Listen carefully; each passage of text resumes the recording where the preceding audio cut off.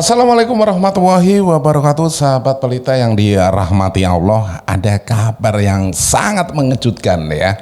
Mengejutkan apa? Karena ada orang-orang yang mungkin selama ini menganggap dirinya sebagai dzurriyyah Nabi itu melakukan tes DNA. Nah, siapa-siapa saja yang sudah melakukan tes DNA dan hasilnya itu sangat di luar ekspektasi kita, di luar nalar kita. Nah, biar tidak gagal paham dan kita tidak was-was dan tidak timbul fitnah, langsung saja kita simak bareng-bareng videonya. Tetapi sebelum lanjut, buat Anda yang belum subscribe channel ini, jangan lupa dukung channel ini dengan cara di like, di share, dan tombol loncengnya diaktifkan biar Anda tidak ketinggalan kabar info terbaru dari channel ini. Monggo ya, disimak ini videonya sambil ngopi ya, biar apa? Biar kita tidak konslet menanggapi sebuah video yang mungkin sempat beredar di media sosial dan kita menontonnya. Gunakan akal pikiran yang waras. Kalau dari sisi keturunan, sebetulnya memang yang kuat atau yang dekat dan lekat dengan garis keturunan dan darah saya itu sebetulnya dari Hadramut, dari Yaman. Tapi ternyata tes DNA-nya menunjukkan gen Timur Tengahnya 3,4%, jadi lebih Cina dari Arab sesungguhnya. Di sini saya ingin menunjukkan kepada teman-teman semua hasil tes DNA dari Mbak Nana atau Najwa Shihab. Nah, di sini teman-teman, 48,54% menunjukkan genetika beliau berasal dari Asia Selatan. Tes DNA, udah bilang kalau mau tes DNA 2 syaratnya. Dengan adanya rambut itu bisa diperiksa gennya, DNA-nya bisa diperiksa. Bahkan itu juga bisa menjadi bukti bahwa setiap keturunan Nabi yang hidup pada hari ini pasti ada, yaitu unsur kesamaan DNA dengan DNA Nabi. Alhamdulillah, Habib dan saya dan Umi dan adik dan istri Minum darah Rasulullah SAW sebentar hari. Gila. Sahabat pelita yang dirahmati Allah ya, setelah kita mendengarkan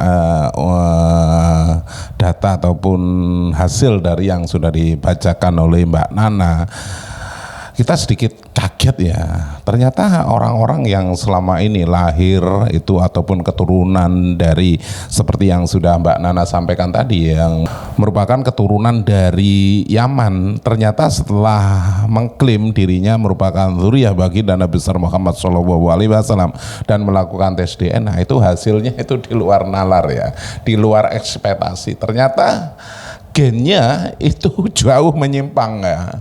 Dan sempat-sempatnya ya di video tadi ya, ada orang atau dalam satu keluarga yang mengatakan meminum darah Rasulullah.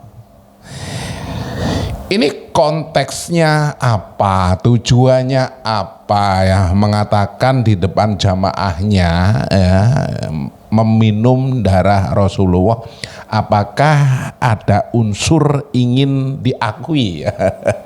Karena setelah berbagai macam ya dilakukan dan orang-orang melakukan tes DNA, dan maksudnya ini ya, orang-orang yang mengaku sebagai dzurriyyah Nabi melakukan tes DNA seperti perintah ataupun anjuran dari Bapak Rizik Syihab ya. Ini sekarang yang ngaku-ngaku Habib, ngaku-ngaku keturunan Rasulullah luar biasa banyak. Karena di dalam tubuh kami mengalir darah suci kakek kami Rasulullah. Tapi saya minta mereka verifikasi, buktikan nasabnya itu benar. Tapi saya, Bahar bin Smith, adalah salah satu Habib. Kalau mereka yakin nasab mereka benar, ya argumentasi dong. Pakai ilmu nasab, pakai ilmu sejarah. Karena kami para anak cucu Rasulullah yang berada di barisan, bukan dengan caci maki, bukan dengan kebencian, tapi dengan data, dengan kitab, dengan argumentasi, dengan bukti. Ana yang duluan mau tes DNA. Jadi kalau Habib palsu ketahuan tuh kalau diperiksa. DNA Nabi kemana, DNA-nya kemana ya kawan? Berani nggak tes DNA? Berani nggak tes DNA? Berani nggak tes DNA? Ternyata hasilnya nihil, hasilnya nol ya, sehingga ada segelintir oknum-oknum yang mungkin mengaku sebagai dzurriyyah Nabi seperti yang kita lihat barusan ya, itu sampai-sampai mengklaim meminum darah Rasulullah. Ini konteksnya apa? Jelas ya, Perlu digarisbawahi, kita lahir ya, dan orang yang ada di video tadi itu hidup di zaman sekarang, bukan hidup di zaman baginda Nabi besar Muhammad SAW. Yang jadi pertanyaannya, dari mana darah itu ya, diperoleh dari mana? Apakah itu memang benar-benar darah Nabi? Yang kedua, kalau memang benar, hukumnya apa? Sahabat santri nanti boleh kita diskusikan ya di kolom komentar tentang halal haramnya meminum darah manusia ya. Itu nanti bisa kita diskusikan. Tetapi dalam hal ini saya sama kali segera mungkin tidak sahabat sependapat ya, tidak percaya ya dengan apa-apa yang mungkin diucapkan. Ini pasti ini bohong ini ya. Pembohongan hanya untuk menarik simpati publik bahwa ketika sudah meminum darah Rasulullah itu otomatis ya dianggap sebagai dzurriyyah Nabi. Ini mungkin saja anggapannya seperti itu. Nah, sahabat, biar kita tidak konslet ya, biar kita tidak gagal paham ya, langsung kita simak kembali videonya. Ini dia, silakan. Kalau dari sisi keturunan sebetulnya memang yang kuat atau yang dekat dan lekat dengan garis keturunan dan darah saya itu sebetulnya dari Hadramut, dari Yaman. Tapi ternyata tes DNA-nya menunjukkan gen Timur Tengahnya 3,4%, jadi lebih Cina dari Arab sesungguhnya. Nah teman-teman, beliau pun kaget dengan hasilnya. Gen Timur Tengahnya cuma 3,4% teman-teman. Ternyata ada 10 percampuran DNA, 10 nenek moyang dari beragam buyut. Menurut saya itu sesuatu yang memang menunjukkan kita memang tidak bisa dipinpoint hanya dengan satu asal atau satu tanah saja begitu ya. Kita adalah apa yang kita pilih untuk kita menjadi. Keberagaman itu sesuatu yang harus diakui dan justru dirayakan. Saya merasa sekarang tendensi orang melihat keragaman atau perbedaan sebagai sesuatu yang menakutkan dan kemudian disembunyikan dan khawatir justru akan menjadi pemicu keretakan. Justru menurut saya we have to celebrate keberagaman itu dengan cara yang memang membicarakan ini secara terbuka, melakukan berbagai eksperimen seperti apa yang dilakukan tes DNA itu untuk lagi-lagi membuktikan premis betapa beragamnya kita dan tidak ada satu yang bisa mengklaim sebagai orang Indonesia asli begitu ya. Itu untuk. Nah, cukup teman-teman. Jadi penjelasan Mbak Nana ini tidak ada lagi kaitannya dengan dunia perhabiban teman-teman. Sebelum saya lanjutkan videonya teman-teman, terlebih dahulu saya mohon maaf, mungkin teman-teman mendengarkan suara-suara noise di dalam video ini. Dikarenakan teman-teman saya membuat video ini di tepi hutan teman-teman. Ada orang yang sedang bekerja, yang sedang menebang pohon dengan menggunakan mesin.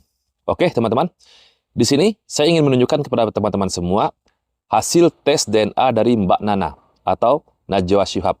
Nah di sini teman-teman, 48,54% menunjukkan genetika beliau Nepal, India, Bangladesh, dan 26,81% menunjukkan genetika beliau Afrika Utara, 6,86% Afrika atau Mozambik, 4,1% Asia Timur atau Tiongkok, sedangkan 4,15% diaspora Afrika. Afrika kawin silang dengan Amerika.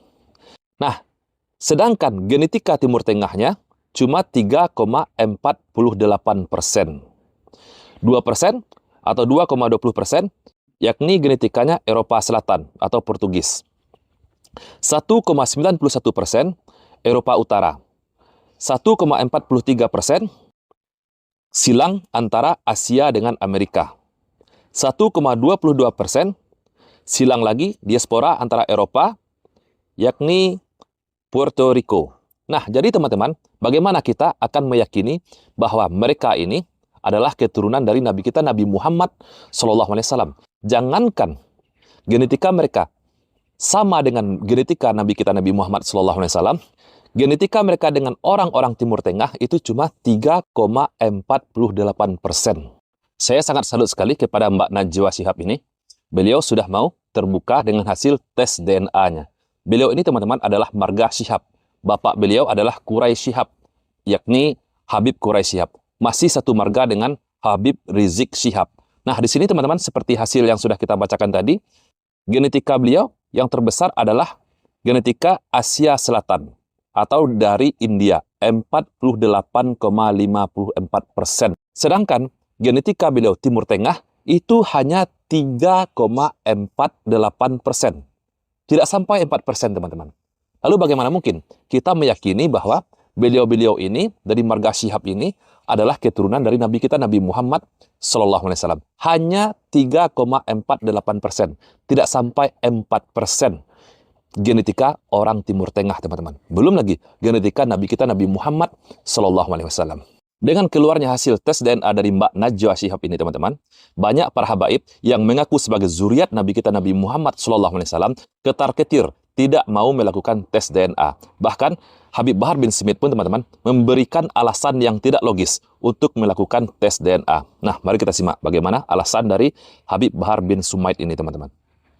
Tes DNA, Anda udah bilang kalau mau tes DNA dua syaratnya. Dua syaratnya. Satu, bisakah ente orang yang ngajak tes DNA ini menggali kuburnya Rasulullah, ambil darah beliau, nanti cocokkan sama kita orang, atau darah Sina Ubaidillah yang kan dikatakan putus. Nah, teman-teman, beliau menyampaikan bahwa jika ingin menyuruh dirinya untuk melakukan tes DNA, maka beliau memberikan persyaratan. Satu, teman-teman, harus bisa membongkar makam Rasulullah untuk diambil sampel dari Rasulullah SAW. Tentu saja ini adalah perkara yang mustahil, teman-teman. Oke, kita lanjutkan lagi. Darahnya atau rambutnya kayak atau apa? Ya, sama-sama kita ke laboratorium, rumah sakit.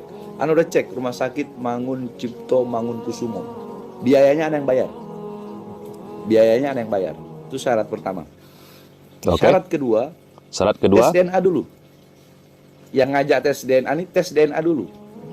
Nah, syarat yang kedua, teman-teman, beliau memberikan tantangan kepada orang yang mengajak beliau ini untuk melakukan tes DNA, untuk tes DNA terlebih dahulu. Tantangan balik, teman-teman. Apakah termasuk anak zina apa bukan? Sebagaimana hadis tadi yang dikatakan oleh Rasulullah.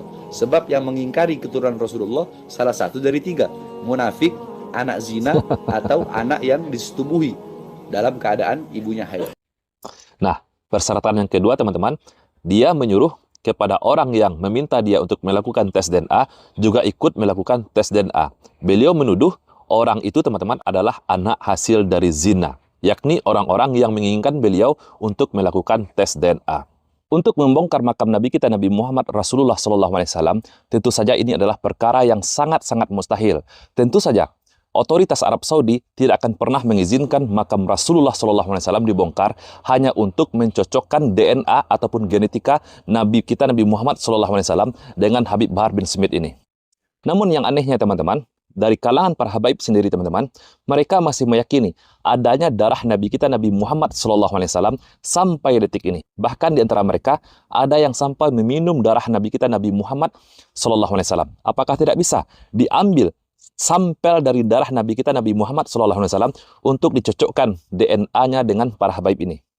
Alhamdulillah, Habib dan saya dan Umi dan adik dan istri telah meminum darah Rasul Sallallahu Alaihi Wasallam sebentar tadi.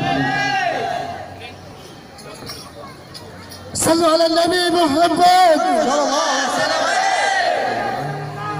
Berkaitan dengan video ini, teman-teman, yaitu masalah meminum darah. Tentunya ini juga ada sebuah riwayat ketika Rasulullah memerintahkan salah seorang sahabat membuang darah beliau bekas bekam, teman-teman. Namun ternyata secara diam-diam sahabat tersebut yaitu meminum darah Rasulullah SAW, dan tentunya Rasulullah tidak menyalahkannya. Artinya ini pun diperbolehkan. Namun yang menjadi pertanyaan saat ini adalah, benarkah itu darah Rasulullah SAW? Sedangkan jarak kita dengan Rasulullah hampir 1.500 tahun atau kurang lebih 1.400 tahun lebih. Jika yang mereka minum tadi adalah darah Nabi kita Nabi Muhammad SAW, ambil sampelnya. Ambil sampelnya, teman-teman, lalu cocokkan dengan Habib Bahar atau dengan para habaib yang mereka mengaku sebagai zuriat Nabi kita Nabi Muhammad SAW. Jika berbeda DNA-nya, tidak sama gennya, teman-teman, artinya ada yang berdusta di sini.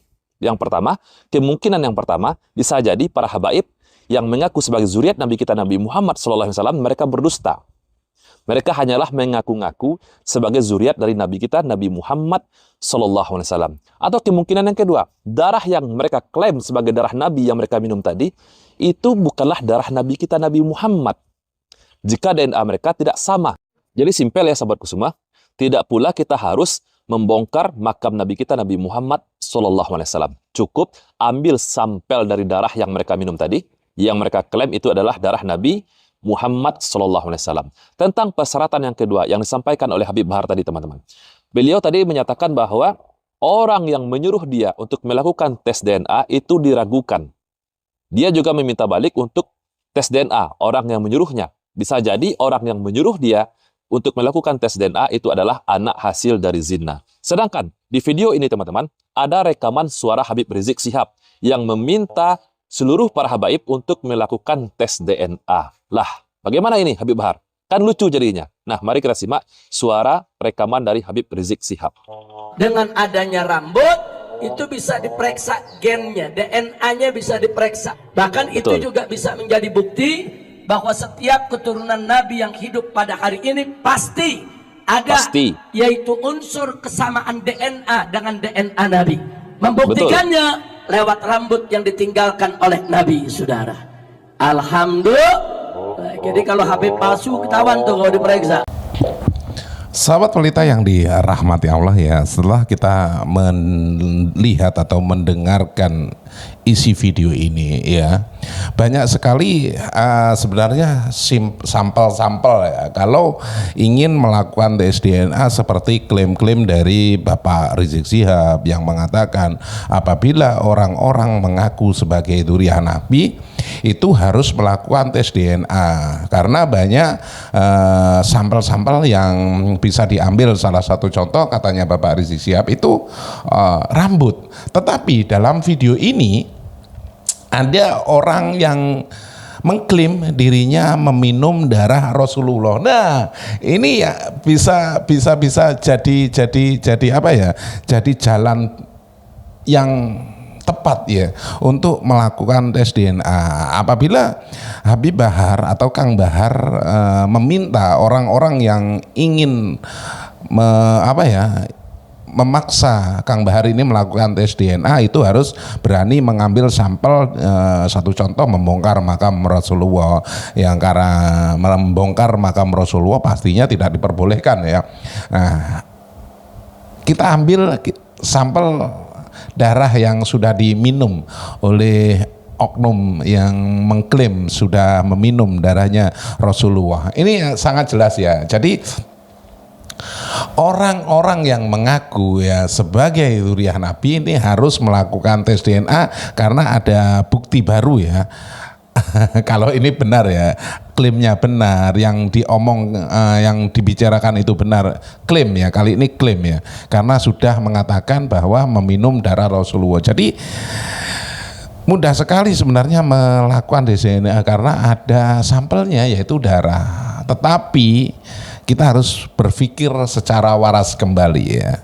Zaman kita sama zaman baginda Nabi besar Muhammad SAW itu jauh sekali ya, 1500 tahun lebih. Apakah benar darah baginda Nabi besar Muhammad SAW itu ada sampai saat ini seperti klaim yang sudah kita lihat barusan, yaitu ada sekelompok oknum yang mengatakan pernah ataupun baru saja meminum darah Rasulullah.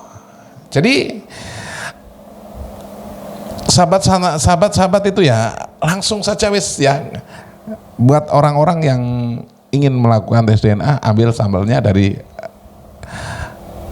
oknum tadi. Tetapi kalau kita berpikir secara waras, secara cerdas ya, pasti dia lagi berbohong. Karena apa? Mungkin takut ya. Karena apa? Sudah mengetahui orang-orang yang sudah melakukan tes DNA itu ternyata gagal total. Hasilnya sama sekali tidak seperti yang diharapkan. Satu contoh seperti hasilnya Mbak Nana yang tadi dan lain sebagainya. Sahabat pelita di manapun Anda berada, mari kita berpikir secara waras, mari kita berpikir secara logis. Banyak yang mengklaim sebagai dzurriyyah Nabi tetapi melakukan tes DNA tidak berani, bahkan mengingkari apa yang sudah disampaikan oleh Bapak Rizik Syihab yang notabene merupakan orang yang diagungkan, dituakan, bahkan dianggap sebagai imam besar mereka. Sahabat pelita, menurut sahabat pelita itu bagaimana tentang video ini? Apabila video ini bermanfaat, jangan lupa di-share, di-like, dan sebarkan sebanyak-banyaknya. Di akhir video seperti biasa izinkan saya mohon maaf yang tak terhingga. Apabila ada tutur kata saya yang kurang berkenan di hati Anda, sekali lagi saya mohon maaf. Dan saya akhiri, wabillahi taufiq wal hidayah. Wassalamualaikum warahmatullahi wabarakatuh.